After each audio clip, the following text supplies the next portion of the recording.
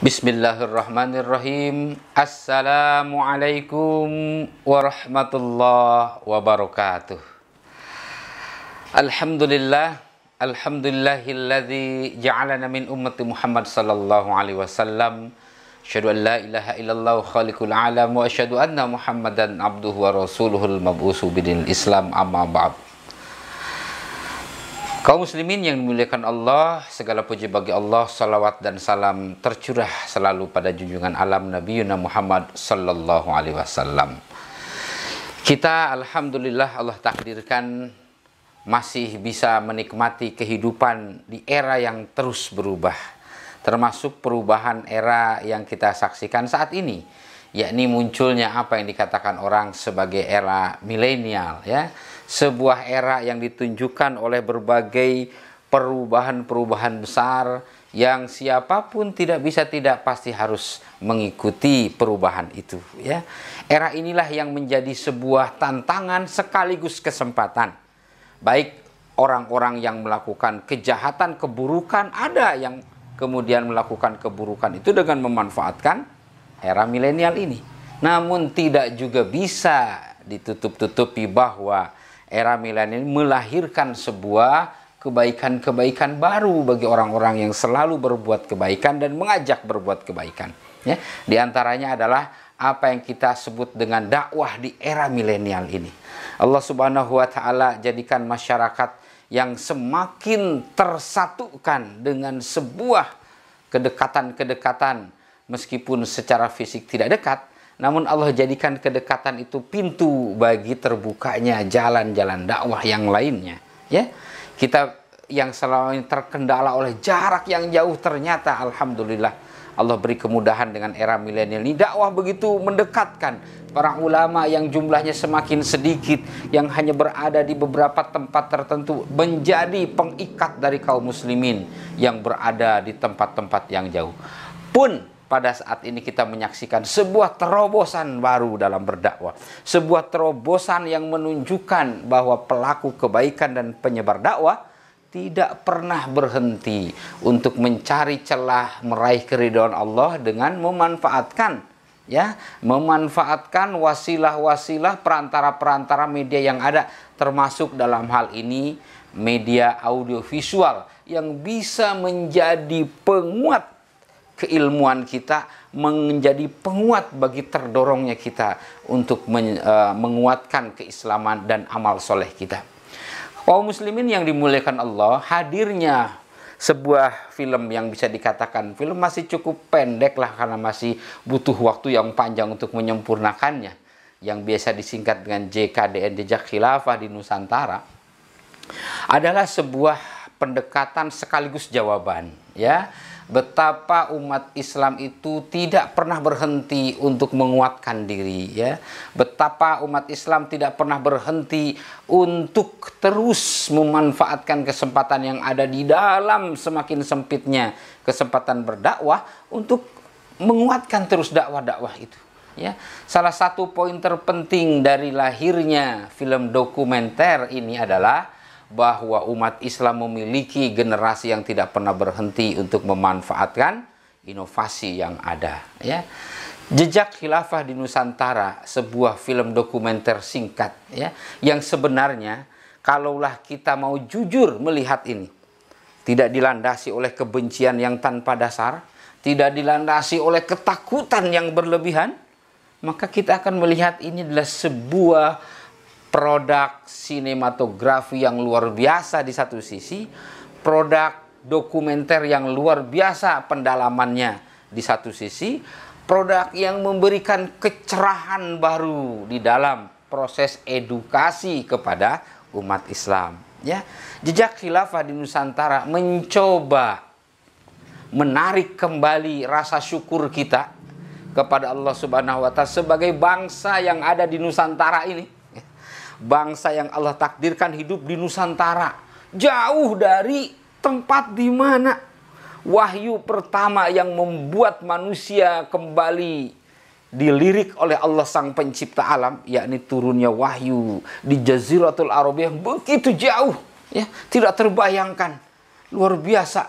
Allah beri takdir sedikit demi sedikit sampailah risalah Islam itu kepada kita yang kakek nenek moyangnya di Nusantara ini ya tidak mendapat kesempatan mendapatkan wahyu secara langsung, namun dari para penyebar dakwah yang lebih spesifik, lebih khusus kita kenal dengan istilah 9 waliullah yang menyebarkan dakwah di Indonesia, di Nusantara ini.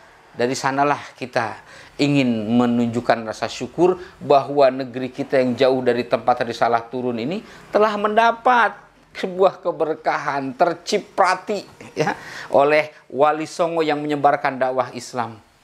Dan kita saat ini menemukan sebuah realitas bahwa Wali Songo dan para penyuluh dakwah Islam di Indonesia ini seolah ada upaya untuk mengaburkan dan upaya menguburkan fakta-fakta yang ada bahwa mereka adalah bagian tidak terpisahkan dari dakwah umat Islam seluruh dunia ya yang terencana terorganisasikan kalau dalam bahasa sekarang, terantisipasi oleh sebuah rencana dan aktivitas dakwah global di bawah naungan Khilafah Islamiyah. Artinya dakwah sebagaimana ke Nusantara, sebagaimana dakwah ke Hindu atau Hindia sana, sebagaimana dakwah ke pelosok Afrika Selatan yang jauh, sebagaimana dakwah ke pelosok-pelosok Eropa, itu tidak berjalan sendiri tanpa perencanaan, tanpa dukungan dan tanpa persiapan yang matang. Alhamdulillah JKDN, Jejak Khilafah di Nusantara ini sedikit memberikan kepada kita ya beberapa catatan-catatan penting yang sebenarnya kalau kita kembali, kalau mau jujur melihat ya rangkaian film yang ditampilkan itu sebuah karya luar biasa ya. Jujur saja kalau hati kita ini bersih atau setidaknya berbasis kepada pendekatan akademis saja yang ada, maka sebagai sebuah film dokumenter ini adalah sebuah karya yang sebenarnya bisa saja dikritisi, bisa saja disampaikan kekurangannya, bisa saja disampaikan kelemahannya. Tapi sebuah film dokumenter adalah sebuah film yang dibuat bukan berdasar kepada mitos, bukan berdasar kepada kreasi khayalan semata, tapi berbasis kepada bukti-bukti historis yang semua itu juga bukan hanya bisa saja diperdebatkan, tapi sudah begitu banyak dibuktikan oleh para ahli sejarah, para ilmu sejarah tentang kebenarannya. Berbagai kitab, berbagai buku, berbagai literatur sejarah nasional maupun internasional saling menguatkan bukti itu. Tidak ada yang bisa membatahkan. Ya, mungkin dalam rincian-rinciannya ada perbedaan pendapat kalangan para ahli sejarah, tapi secara prinsipil film dokumenter ini menunjukkan kepada kita apa yang selama ini diupayakan untuk dikaburkan dan dikuburkan dari tengah umat Islam, yakni apa? Keterkaitan kita sebagai kaum muslimin di Nusantara yang kita cintai ini dengan apa? Dengan pemersatu dan pelindung umat Islam sedunia, yakni khilafah. Ya, ini sesuatu yang sebenarnya sudah dipahami oleh orang umum, udah maklumun bid-darurah, semua pada tahu ya. Tetapi dengan rezim yang ada di berbagai negeri muslim saat ini, upaya mengaburkan ini begitu nyata.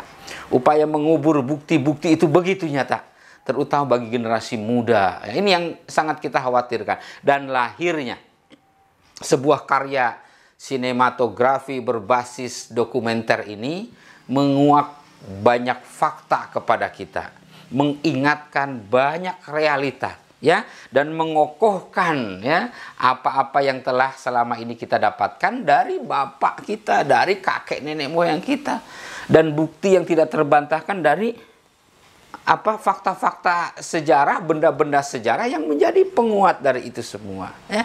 Jadi sekali lagi, Jejak Khilafah di Nusantara adalah sebuah produk sinematografi dokumenter era milenial yang luar biasa, yang harus diakui sebuah terobosan yang baik di era milenial ini, yang bisa menjadi viral begitu cepat dan tidak akan ada yang bisa menghentikannya ya. Kaum muslimin yang dimuliakan Allah, Jejak Khilafah di Nusantara sebagai karya dokumenter sekali lagi adalah karya terbuka yang boleh saja dikritisi. Tetapi yang mengkritisi itu juga harus memiliki basis keilmuan, keilmiahan yang cukup untuk membahas ini dari sisi dokumenter. Boleh juga ada yang mengkritisi dari sisi sinematografinya, silahkan saja. Tetapi lebih dari itu semua, karya ini harus diacungi jempol sebagai sebuah pendekatan yang membanggakan umat Islam, ya, membanggakan kita semua, apapun organisasinya, apapun aktivitas dan lembaga dakwah, ini sebuah karya yang luar biasa, ya. Nah, di balik ini semua kita melihat dalam tayangan kemarin, ya, yang telah lebih dari 150.000 penontonnya pada saat pertama launching itu, tidak berhenti dari upaya-upaya penjegalan, upaya-upaya yang menunjukkan bahasanya sebenarnya kepengecutan dari rezim-rezim yang ada atas karya-karya yang luar biasa ini, ya. Apa coba? Selama ini rezim di negeri muslim selalu bicara tentang negara maju yang menghargai demokratisasi, yang menghargai kebebasan berpendapat, menghargai apa yang disebut equality before the law, yaitu kesamaan di dalam hukum. Ternyata itu menjadi tidak ada. Dengan begitu sombongnya, ya, media yang selama ini mendunia, YouTube mendapat tekanan untuk film ini tidak boleh ditayangkan. Apa basis tidak bolehnya? Apakah film ini memunculkan kemudian hate speech, menyebut orang-orang sebagai penjahat, kata-kata sampah, kata-kata buruk yang menghancurkan ini, menjelekkan orang, menjelekkan organisasi? Tidak ada satupun itu, ya. Apakah karya ini kemudian berbasis kebohongan, dibuat-buat? Wah, ini diakui sebagai bukti, ini bukti. Tidak ada, semua berbasis dokumentasi yang memiliki basis ilmiah yang bisa ditelusuri siapapun juga. Jadi apa, atas dasar apa kemudian upaya kemarin penyiaran video yang begitu luar biasa ini dijegal berkali-kali dan sampai sekarang terus berlangsung? Karena itu wajar kalau yang terhormat guru kita Bapak Kiai Haji Tengku Zulkarnain menanyakan kepada Bapak Presiden apa basisnya, ya, pemerintah kemudian mendesak YouTube menghentikan ini. Karena memang kalau kita mengaku negeri kita berdasar hukum, harus ada basis hukum untuk itu, ya. Ini bukti hipokritnya, betapa tidak becusnya cara berpikir dan betapa buruknya jiwa apa yang disebut sebagai jiwa demokrasi yang ada sekarang. Mereka menggunakan hukum-hukum demokrasi kalau menyetujui, mendukung dan sesuai keinginan mereka, kebebasan dalam berinteraksi, kebebasan berperilaku mereka dukung. Tapi kalau berdasarkan pada Islam mereka mencegahnya, ya. Kaum muslimin yang dimuliakan Allah, jadi sekali lagi inilah karya luar biasa sebagai karya awal. Kita harus lanjutkan dengan karya yang lebih baik, kita dukung dan tentu kita sosialisasi pada masyarakat. Kemuliaan-kemuliaan Islam harus selalu diangkat meskipun upaya mengaburkan dan menguburkannya tidak pernah berhenti. Disinilah Allah Subhanahu wa taala mengingatkan kita, A'udzubillahi minasyaitonirrajim. Bismillahirrahmanirrahim. Yuriduna liyutfi'u nurallahi biafwahihim wallahu mutimmu nurihi walau karihal kafirun. Mereka orang-orang kafir, munafik dan musyrik tidak akan pernah berhenti daripada yuriduna, berkeinginan untuk memadamkan cahaya Allah, ya. Namun Allah Subhanahu wa taala tidak akan diam kecuali menyempurnakan agama itu melalui para pendakwahnya yang ikhlas. Mudah-mudahan Allah Subhanahu wa taala memberkahi kita semua dan menjadikan video ini menjadi amal jariah bagi seluruh pihak yang berperan di dalamnya, amal soleh juga bagi yang menyebarkannya, dan kita semakin bersemangat untuk berdakwah memanfaatkan momentum era milenial yang luar biasa ini. Wallahu wa muwafiq il aqwamit thoriq. Billahi taufiq wal hidayah. Wassalamualaikum warahmatullahi wabarakatuh.